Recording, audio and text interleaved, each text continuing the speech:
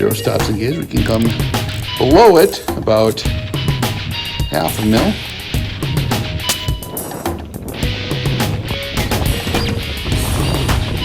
It is not completely dark out, but it's the target area is partially illuminated.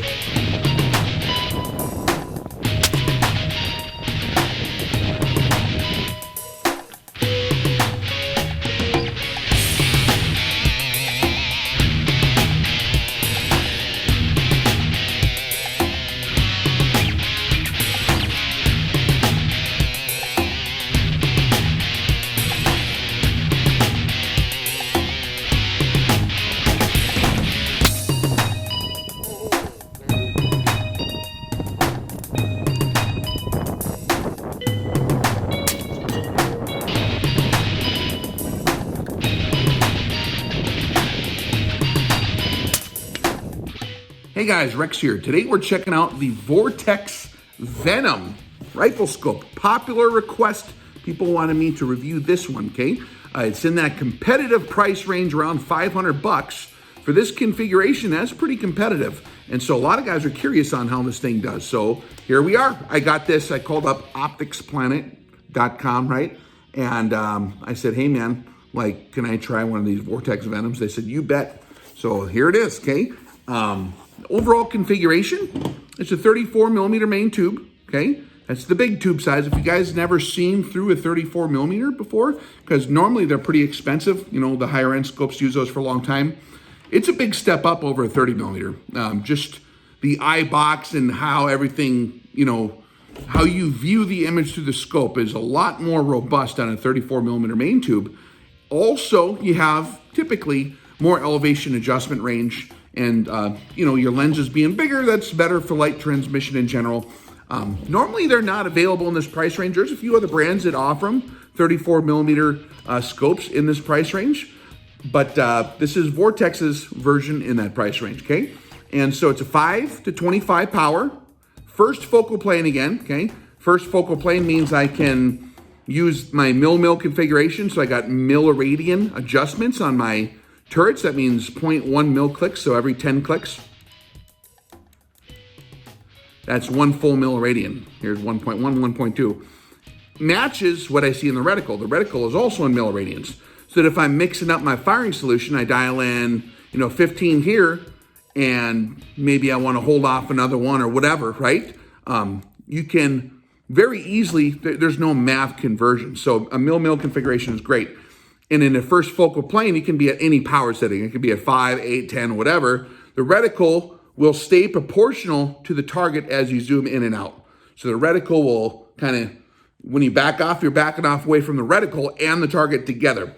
Some guys really like that. I actually really like that feature because then you can measure your target at any power. You don't have to do any math or remember to be at a certain setting. Very nice. And implemented with the proper reticle design, like a small aiming dot, you can zoom into 25 power, and a lot of the reticle, you know, it fills up more of the scope, it gets big. But if you have a small enough center dot, this one has a small center dot in the reticle, you can still make precise shots. So 34 millimeter main tube, 5 to 25 by 56 millimeter objective lens right here, okay? And I'm gonna read off the box the specs so I don't get it wrong, okay? We have a length of 25¼ inches. We have a weight of 35 ounces. Now, for those that never measured scopes, that's a bit on the heavy side, but for a long-range precision target scope, that's fine. You know, like this rifle, by the way, is like ridiculously heavy. This is my smile maker. If I ever have a bad self-esteem one day, I take this out and it shoots so good, I hardly have to do anything. Well, I still have to be a marksman, but it's a good shooting rifle. So a heavy scope on a heavy rifle, it reduces recoil. I'm not going to climb up and carry it around very much, but so it's a heavier scope, probably designed for this particular application, you know, target shooting type stuff, right? Eye relief, 4 inches to 3.7 inches. So that means I got a lot of room here, okay? If I put this on a big Magnum or whatever, I can lay down prone, even if I can keep my face away from the scope, which is a nice deal, right? So right here, I got a perfect 360 degree crisp circle, and I gotta be like, what, almost 4 inches away. that's a good amount of eye relief. Field of view is 21.2 feet to 4.7 feet. And, at 100 yards, you have a field of view of 4.7 feet. Adjustment graduation is in milrads, of course. We have 10 MRADs per rotation. So on the turret here, when I turn the turret, there's labeled in numbers how many mils I got. Every rotation, it goes to 0 again, which is 10. Now I just add it, and it says 1 again. That's 11, 12, 13, 14, 15, 16, 17, all the way back up to the normal amount, okay? Which is, I think, a good feature because you don't have to like count weird numbers. Like if every rotation was 12, then I have to go 12, okay, 13, 14, and then I have to remember stuff. Which under pressure, it's nice to just have things in a series of 10s or 5s or something that's easy to do under pressure, right? Total windage travel is 25 MRADs. We'll talk about that in a minute. There are some things that can happen if you dial in too much windage. Total elevation travel, 25 MRADs with RevStop Zero System. So this particular scope has a zero stop. It's called the RevStop. Here is the ring. It comes with the ring inside of, by the way, it comes with the sunshade. Little shiny inside there, but that's nice to have it's threaded for a sunshade. That's pretty cool. Comes with a little tool for your throw lever. You can put the throw lever on here, see? So a little tiny Allen screw holds that on. It comes with this, which I wish I would have ducked through the box earlier because I was using washers and coins to adjust things. It's a little key, so you basically have, like you could put a coin in here or a screwdriver, but you're gonna mar it up or whatever. Or you can remember to have this, but it's a relative, it's plastic. So you ain't gonna scratch stuff. But here is the RevStop Zero System. So you have a little track in here, and when you get to a full rotation, there's a little deal inside here, a little pin that's going to bottom out in that track. And so that's how you get a nice positive, pretty simple zero stop. I'm gonna put this on here like so. I'm gonna turn it until it hits that pin. So right there, switch that. Okay. With the outer turret cap back on, index to 0. Okay. Put this on.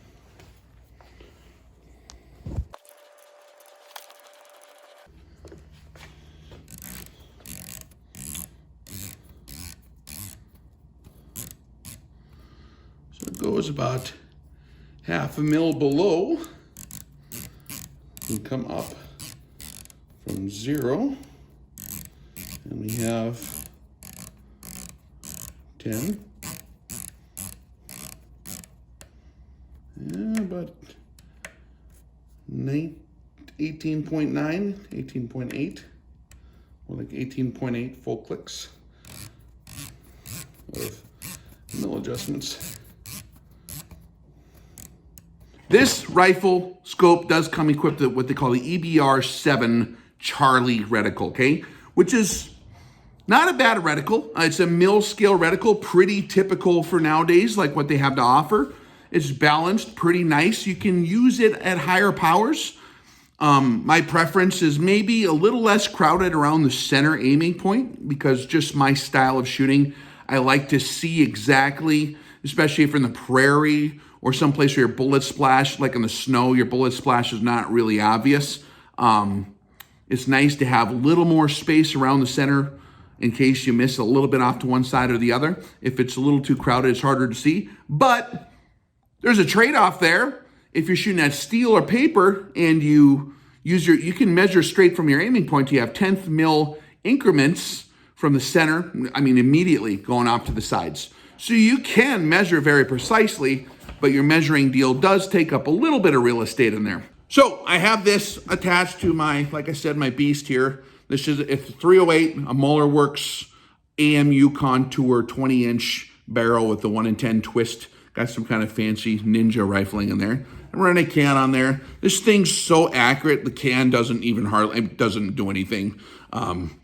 It's in a custom rifle in an AICS chassis or whatever, which is good for cold weather. We can talk about that later. And I think that's, if I remember correctly, because I got so much different setups now, this is a TPS like base, I think. okay? And I am actually, on this rifle, I'm using the competitor's rings, man. These are Arkin rings. Very nice quality rings for the money. Like, they should charge a lot more for how nice they are. But that's what I have it mounted in. I believe, what size are these? These are 1.6-inch rings from Arkin on here, okay? It's actually labeled right in the back so I can read what it is and tell you. It gives me enough bolt clearance with the larger objective, or excuse me, ocular lens here.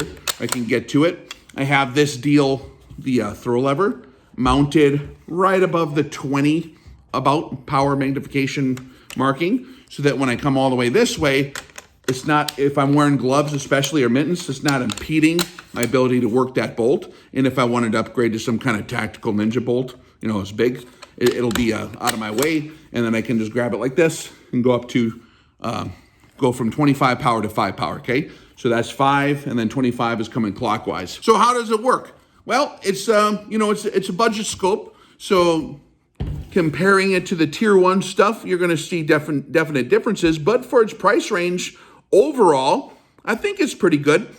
So we put this thing on the true stick over here. One of the first things I check, you know, after I kind of get the feel of everything, is the tracking, graduation, precision. If it has a target turret on it, I assume it's designed to, you know, externally adjustable turrets without caps on them, that's kind of encouraging you to use the turrets for dialing your firing solutions. You can use a reticle, has holdover marks out to 10 mils, which will get you plenty far in most calibers, right?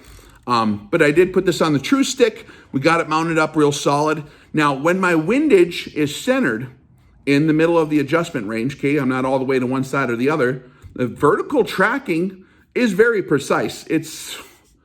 I think when I quantified it, and we did like 4 or 5 or 6 or 7 repeats just to verify, every time I checked it, it was like 0.5% error, which is very little.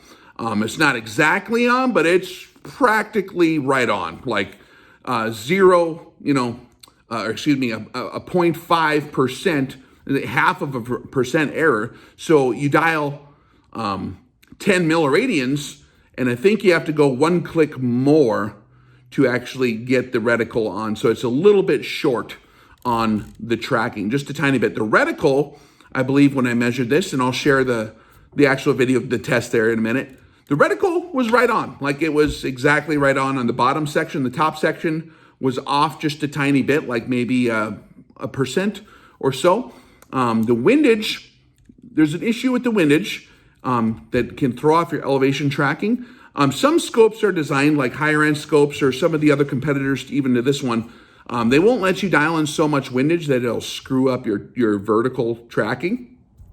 If I put in like extreme windage on here, like if I go over 5 mils of windage, you start to see towards the very top of the adjustment range in terms of elevation. And when you get to the bottom, the reticle will start to veer off and steer radically off to the side if you got too much windage dialed in here. So that's something to take note of, especially if you're really far out there and you're pushing the envelope already, or if maybe if you got a radically adjusted base to where you're like on the other end of the vertical tracking range. If you got windage in there just to zero the rifle, your tracking is actually going to come at almost a 45-degree angle for the first 4 mils. Then it'll level out and go vertical for most of its tracking range. And then when it gets towards the other extremity, it'll start to veer off pretty radically again. Something to definitely be aware of. Also, the more windage you have in here, you start to lose vertical tracking. It'll still click. It'll still act. It'll feel like it's clicking. It's clicking and the turret's moving. But for the last few mils worth of clicks, the reticle just stops when you have windage dialed in too radically. Now, if you have your windage centered, like if you're within probably 5 or 4 mils, I think I measured, if you're within 4 or 5 mils of your windage when you zero the rifle, which most rifles should be within that parameter, right? Your vertical tracking from top to bottom is pretty reliable. The last couple clicks ain't all the way there, but it's like it should move the whole time and it's straight up and down. But do be aware that if you got windage dialed in at long range or at very close range, it's going to really throw off the other opposite side. That's just an inherent feature that you're going to see on Asian 3-piece designs. You got a screw here for your control group for your erector assembly, okay? There's a counter spring on this side coming up. So you got these screws here, and then on the other side, you have a counter spring.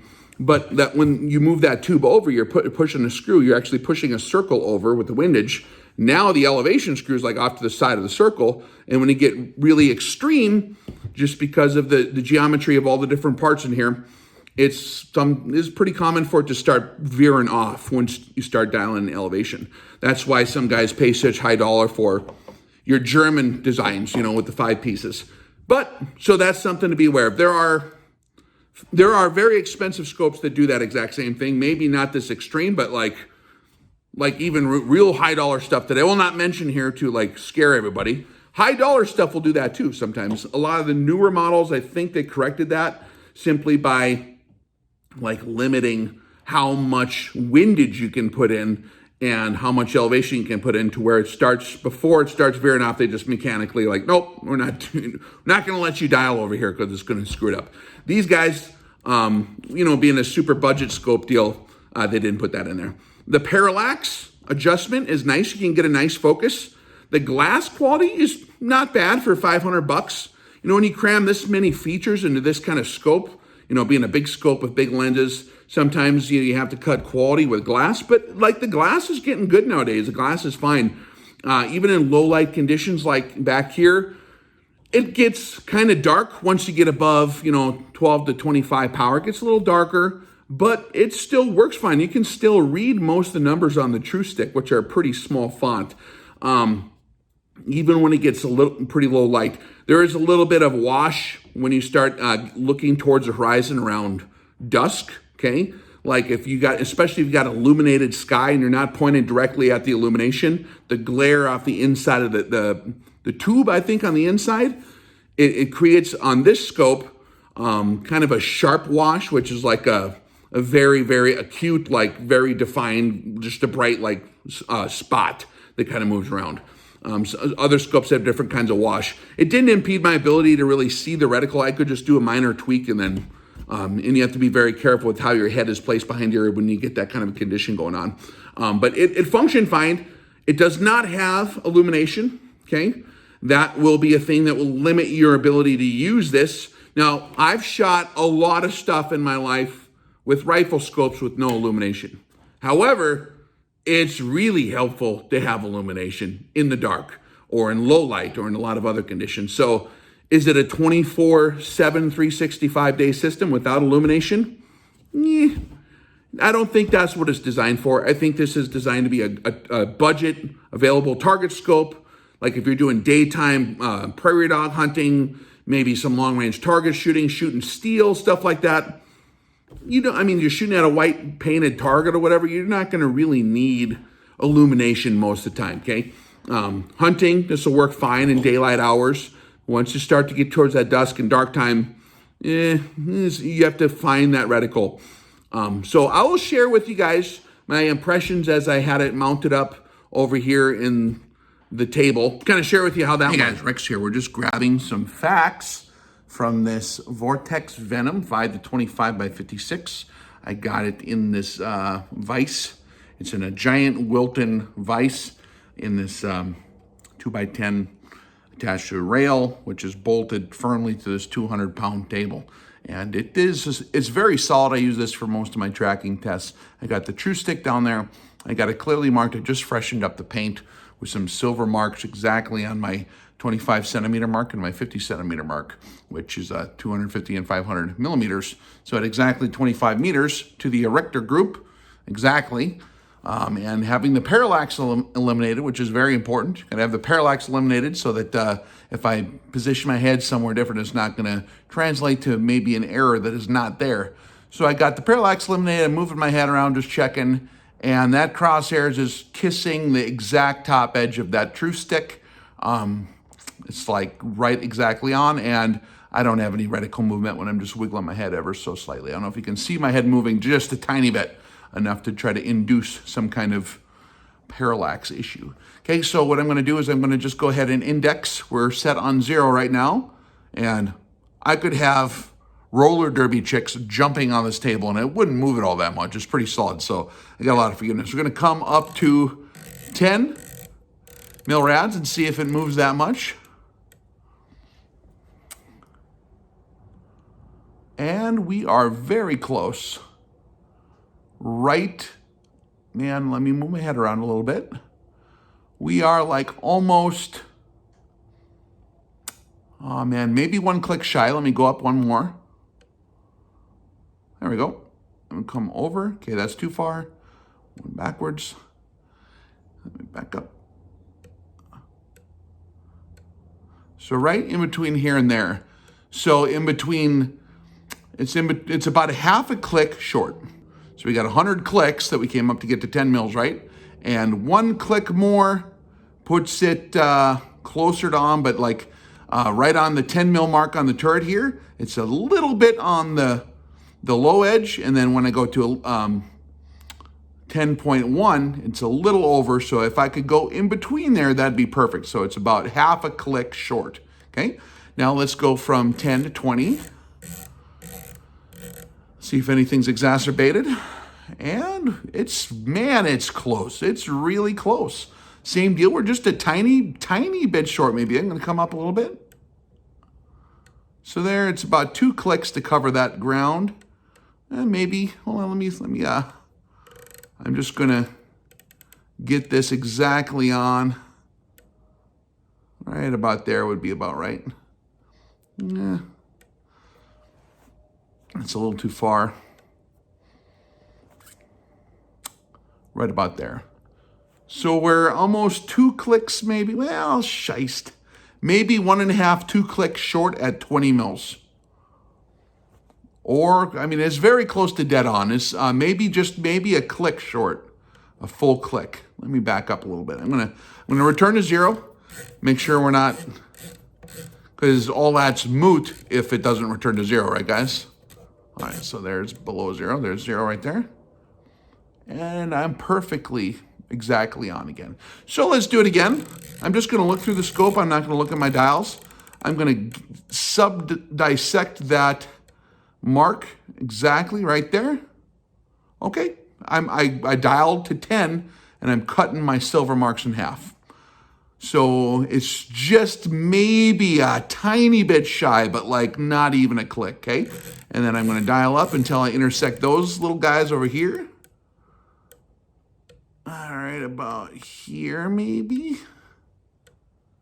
Maybe that's the closest. It's like right in between clicks. So I'm at 21 clicks to get to 20, or excuse me, I'm at 20.1 to get to 20 mils. So it's about a half a percent error on the short side, which is practically, functionally, exactly right on for all practical field application. That's really good. I mean, that's as good as a lot of your really high-end scopes used to be just a few years ago. I'm going to do it again, okay? Test should be repeatable, right, in science. You don't want to just search for the answer you're looking for. You want to actually test it several times. Cross-check it, make sure everything's right on. So we're coming to 0 here. And we are kissing the top of the deal. So we got a good 0 point. And I'm just going to dial until I intersect my line again.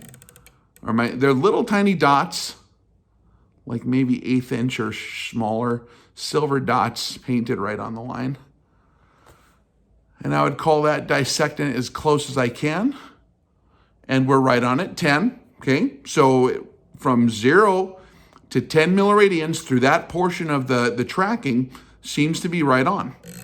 Now I'm going to come up to 20. Sometimes the error compounds and some other things happen when you get farther out. And then I'm right between clicks again to get it where I think it should be. So that's too short. That's not quite there. Okay, so probably right there. All right, that's as close as I can get it. And we, again, without looking at the knobs and cheating, I'm just looking through the scope at the deal, trying to get as close as I can. We are at 201 clicks for 20 mils, so that's 20.1 mils of adjustment on the optic to get 20 actual trigonometric mils down there. Okay, guys, we've been seeing some squirrely tracking a little bit when we get to the farther ends of the windage adjustment. If I go past 10 mils of windage, it starts to act real squirrely. Let's see if I have anything weird happen when I adjust 5 in each direction. So I'm going to just adjust 5 here. Okay. And we're tracking up and down. I'm going to go all the way. That's 20. No problems. Okay, so once I get to, there's 20. So when I get to about 22, well, where does it stop? It's clicking, but it's not adjusting. So it stops moving right around 22 mils. Okay. It'll still give me clicks. Seems like they get very short past 20 mils of adjustment. And right around, yeah, around 21 or 22 mils, it's got another, what appears to be almost maybe half a mil or another full mil above 21 or 22, and it's clicking, but it's not moving on the reticle. So make a note of that. You're going to want to plot out what your usable elevation range is going to be on this deal. Okay, I'm going to come back to 0, and I'm going to put this back, the windage back on 0, center the windage again. I want to see if that's the case coming down, go to 20 here.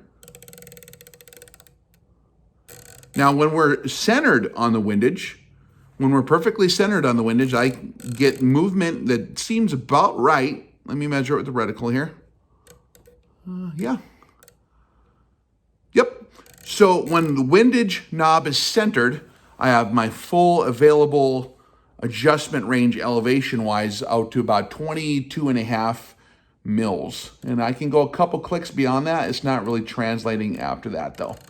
So right up until the edge. So if you're riding the edges of your adjustment range, you don't want to do that on this optic, okay? Very accurate out to 20.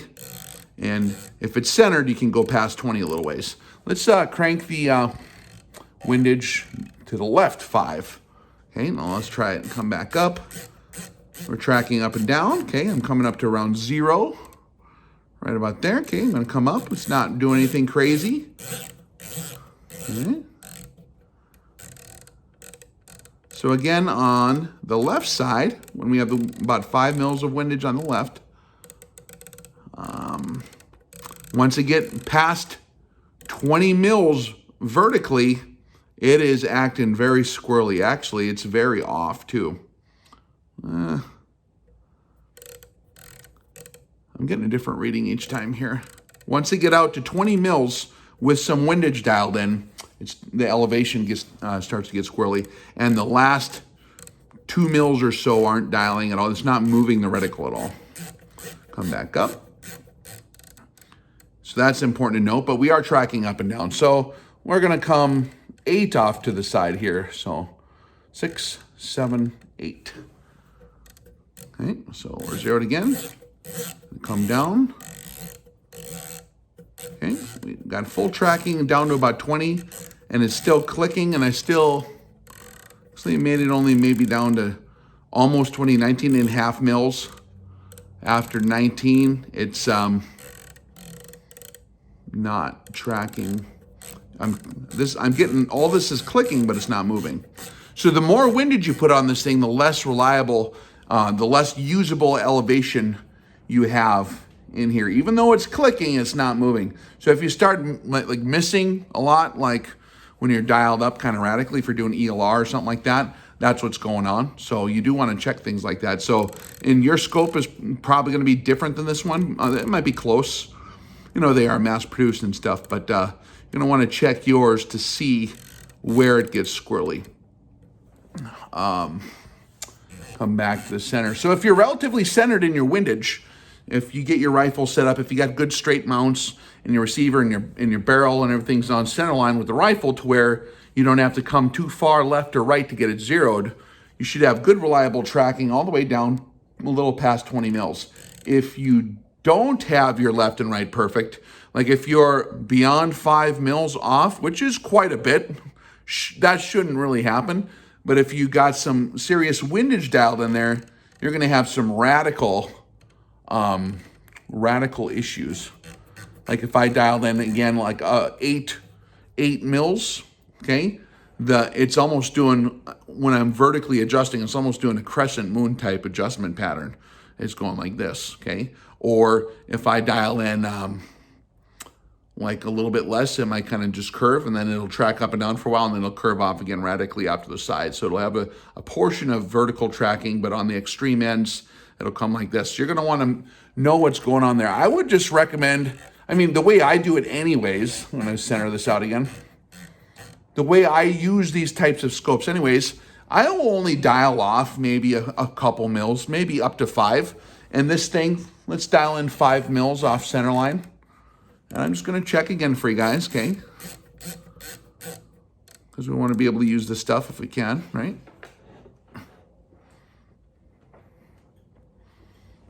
Okay, we're still good there.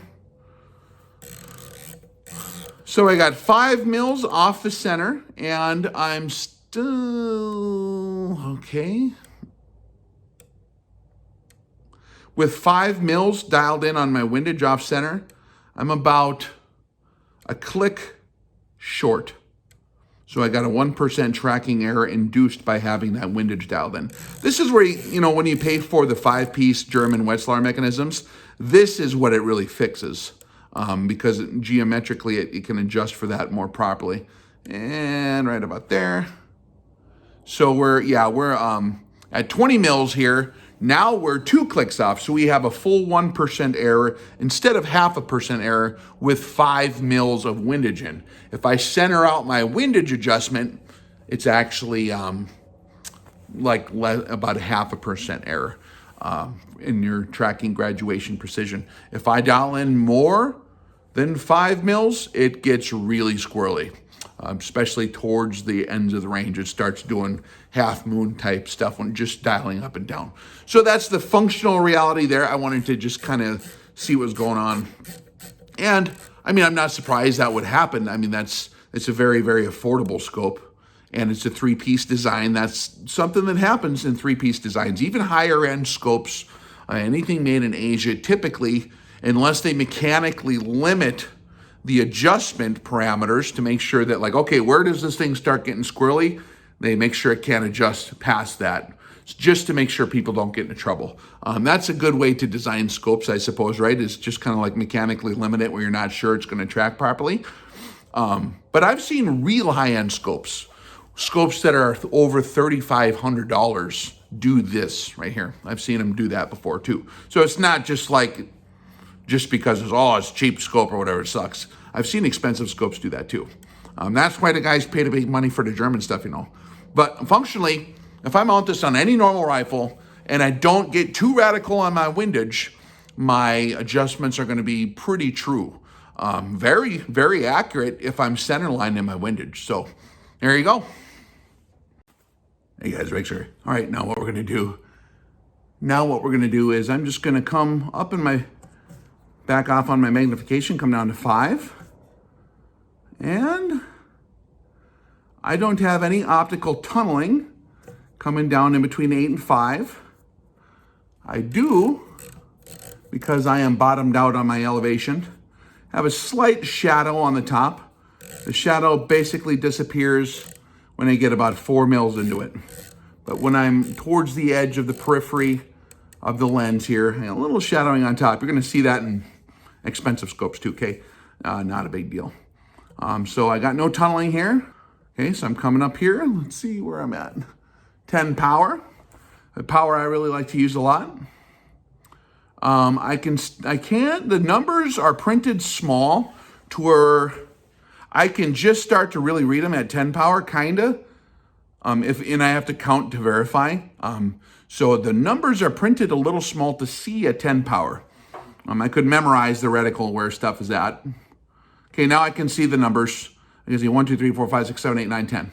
So at right at 12 power, 13 and 14 power, 15 power for sure. Now I can actually read the numbers just by looking immediately. I can immediately read the numbers at 15 power for my ballistic holdovers for the mill grid deal there.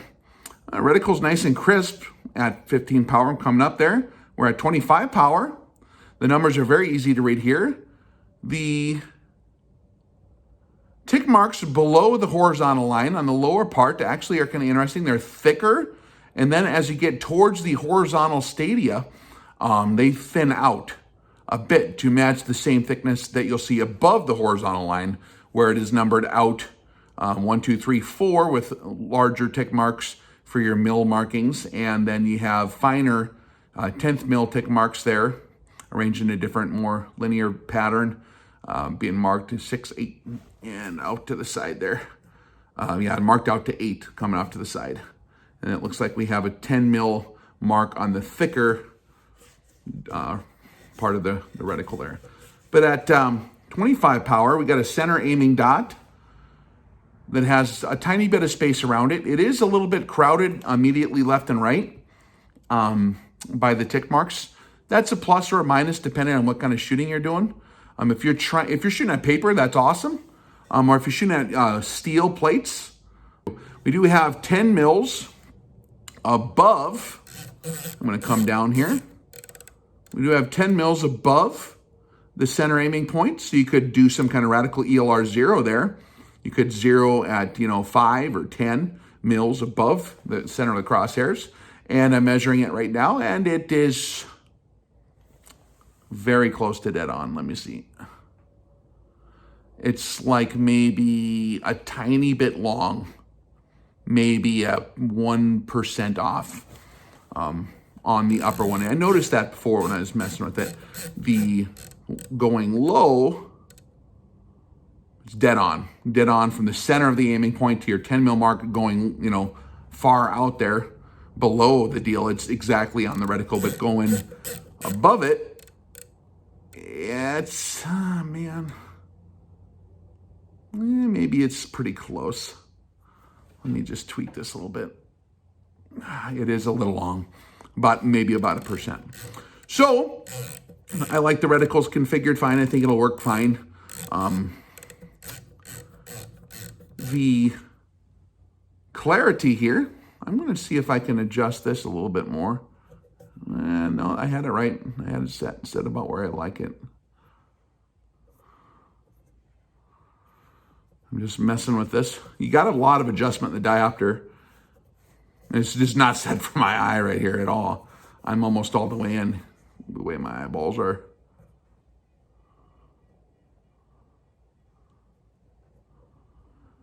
Man, I almost feel like to get a perfect adjustment for my eye, I'd have to go a little farther than it'll actually, it's all the way bottomed out, screwing it in to the bell housing here, the ocular. I feel like maybe I would, because I'm a pro, I'm getting better, and then it just stops right shy of where it would be perfect. But it is totally usable. I can see pretty darn clearly. Of course, it does darken up a little bit once you get down to 25, or once you get up to 25 power, right? It's so right above, where am I at? 12 and 15 power is pretty bright. Once you get up above 15, you start to see it kind of start to darken up a little bit. That's just how optics work.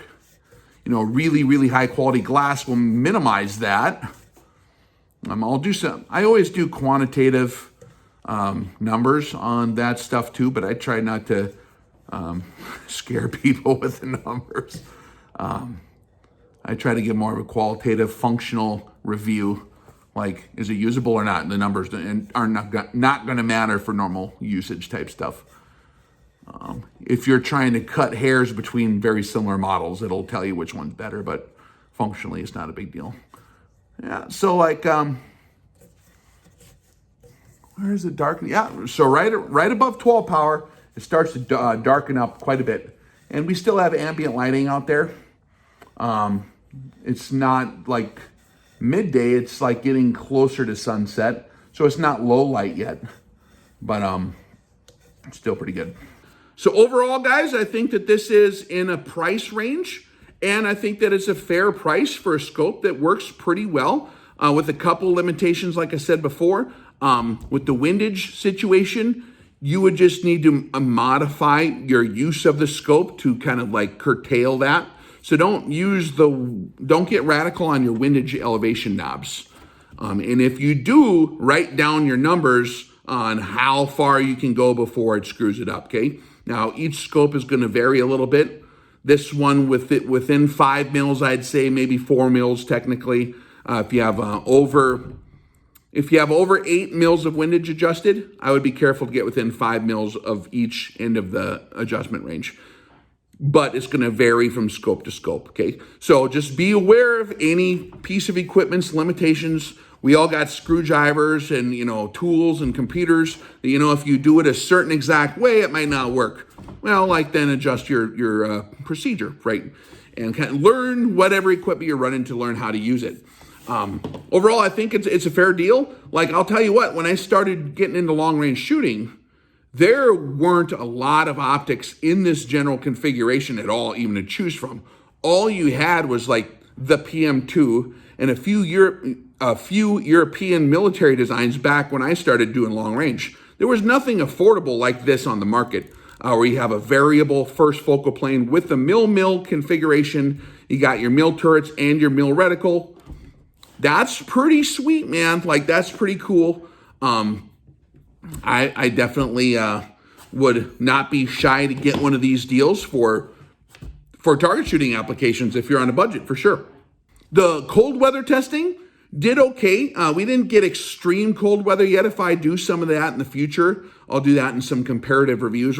Guys want to see battles between different scopes. We'll start doing some more of that stuff, guys.